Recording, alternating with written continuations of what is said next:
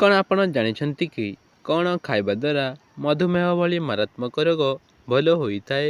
ତେବେ ଚାଲନ୍ତୁ ଆଜିର ଏହି ଭିଡ଼ିଓରେ ମଧୁମେହ ରୋଗର ଉପଚାର ସମ୍ପର୍କରେ ଜାଣିବା।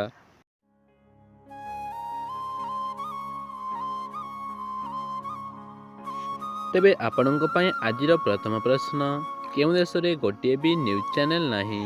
ଆପଣଙ୍କର ଅପସନ୍ ଗୁଡ଼ିକ ହେଲା option A Uganda, B Greek, C Nepal, D Brazil. ସମୟଟି ସମାପ୍ତ ହୋଇସାରିଛି। ଏହାର ସଠିକ୍ ଉତ୍ତରଟି ବି ଗ୍ରୀକ୍।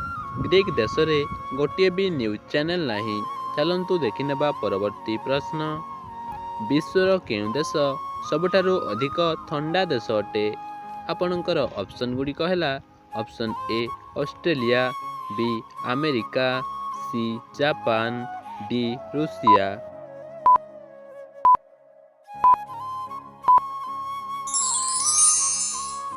ପୁଣି ଥରେ ସମୟଟି ସମାପ୍ତ ହୋଇସାରିଛି।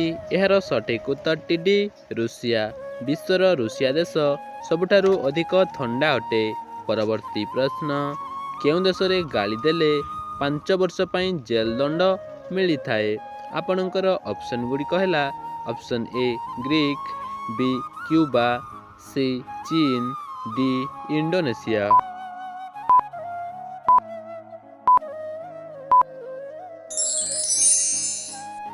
ଆପଣଙ୍କର ସମୟଟି ସମାପ୍ତ ହୋଇସାରିଛି। ଏହାର ସଠିକ୍ ଉତ୍ତରଟି ବି କ୍ୟୁବା। କ୍ୟୁବା ଦେଶରେ ଗାଳି ଦେଲେ 5 ବର୍ଷ ପାଇଁ ଜେଲ୍ ଦଣ୍ଡ ହୋଇଥାଏ। ପରବର୍ତ୍ତୀ ପ୍ରଶ୍ନ, ଭାରତର ଐତିହାସିକ ସ୍ମାରକ ଚାର୍ମିନାର କେଉଁଠି ଅଛି? ଆପଣଙ୍କର ଅପସନ୍ ଗୁଡ଼ିକ ହେଲା option A Hyderabad, B Kolkata, C Chennai, D Mumbai.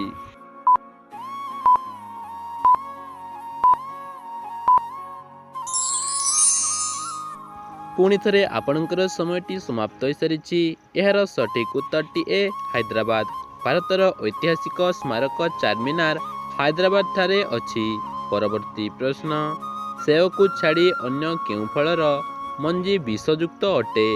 ଆପଣଙ୍କର ଅପସନ୍ ଗୁଡ଼ିକ ହେଲା ଅପସନ୍ ଏ ଅଙ୍ଗୁର, ବି କଦଳୀ, ସି ଲିଚୁ, ଡି ଡାଳିମ୍ବ।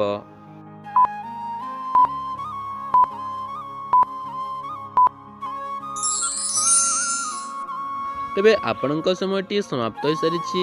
ଏହାର ସଠିକ୍ ଉତ୍ତରଟି ସି ଲିଚୁ। ସେଓକୁ ଛାଡ଼ି ଲିଚୁ ଫଳର ମଞ୍ଜି ବିଷଯୁକ୍ତ ଅଟେ। ଚାଲନ୍ତୁ ଦେଖିନେବା ପରବର୍ତ୍ତୀ ପ୍ରଶ୍ନ। ବିଶ୍ୱର କେଉଁ ଦେଶ ସର୍ବପ୍ରଥମେ ଚେସ୍ ଖେଳର ଆବିଷ୍କାର କରିଥିଲା?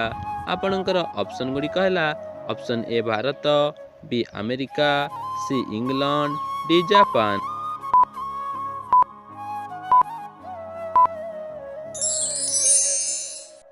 ପୁଣି ଥରେ ଆପଣଙ୍କର ସମୟଟି ସମାପ୍ତ ହୋଇସାରିଛି। ଏହାର ସଠିକ୍ ଉତ୍ତରଟି ଏ ଭାରତ। ଭାରତ ଦେଶ ସର୍ବପ୍ରଥମେ ଚେସ୍ ଖେଳ ଆବିଷ୍କାର କରିଥିଲା। ପରବର୍ତ୍ତୀ ପ୍ରଶ୍ନ, ସିନ୍ଦୁର କେଉଁ ଗଛରୁ ତିଆରି ହୋଇଥାଏ? ଆପଣଙ୍କର ଅପସନ୍ ଗୁଡ଼ିକ ହେଲା ଅପସନ୍ ଏ ଚନ୍ଦନ, ବି ଶାଗୁଆନ, ସି ବର, ଡି କାଳିମା।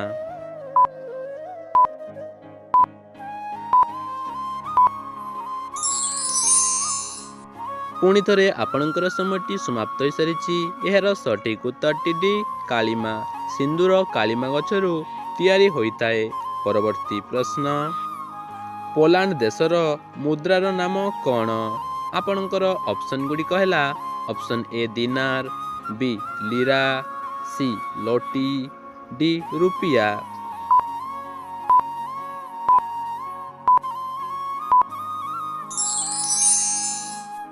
ଆପଣଙ୍କ ସମୟଟି ସମାପ୍ତ ହୋଇସାରିଛି। ଏହାର ସଠିକ୍ ଉତ୍ତରଟି ସି ଲୋଟି।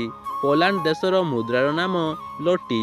ଚାଲନ୍ତୁ ଦେଖିନେବା ପରବର୍ତ୍ତୀ ପ୍ରଶ୍ନ। କ'ଣ ଖାଇବା ଦ୍ୱାରା ମଧୁମେହ ଭଳି ମାରାତ୍ମକ ରୋଗ ଶୀଘ୍ର ଭଲ ହୋଇଯାଏ? ଆପଣଙ୍କ ଅପସନ୍ ଗୁଡ଼ିକ ହେଲା ଅପସନ୍ ଏ କଲରା, ବି ଅଦା, ସି ରସୁଣ, ଡି ଧନିଆ।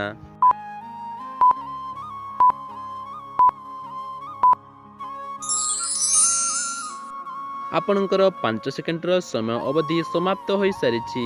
ଏହାର ସଠିକ୍ ଉତ୍ତରଟି ଏ କଲରା। କଲରା ପତ୍ରର ରସ ଏବଂ କଲରା ପତ୍ର ଖାଇଲେ ମଧୁମେହ ଭଳି ମାରାତ୍ମକ ରୋଗ ଶୀଘ୍ର ଭଲ ହୋଇଯାଏ। ତେବେ ଆଜିର ଅନ୍ତିମ ପ୍ରଶ୍ନଟି ଆପଣଙ୍କ ପାଇଁ ରହିଲା। ଓଡ଼ିଶାର ଜାତୀୟ ପକ୍ଷୀର ନାମ କ'ଣ?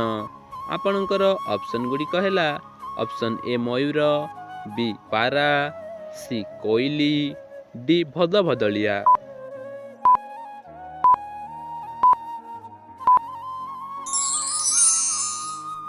ଆଶା କରୁଛି ଆପଣମାନଙ୍କୁ ଏହି ପ୍ରଶ୍ନର ସଠିକ୍ ଉତ୍ତରଟି ଜଣାଥିବ। ଏହି ପ୍ରଶ୍ନର ସଠିକ୍ ଉତ୍ତରଟି ଯଦି ଆପଣଙ୍କୁ ଜଣାଅଛି ତାହେଲେ କମେଣ୍ଟ ମାଧ୍ୟମରେ ନିଶ୍ଚୟ ଜଣାନ୍ତୁ। ଯଦି ଭିଡ଼ିଓଟି ଭଲ ଲାଗିଛି ତାହେଲେ ଭିଡ଼ିଓଟି ଗୋଟିଏ ଲାଇକ୍ କରନ୍ତୁ।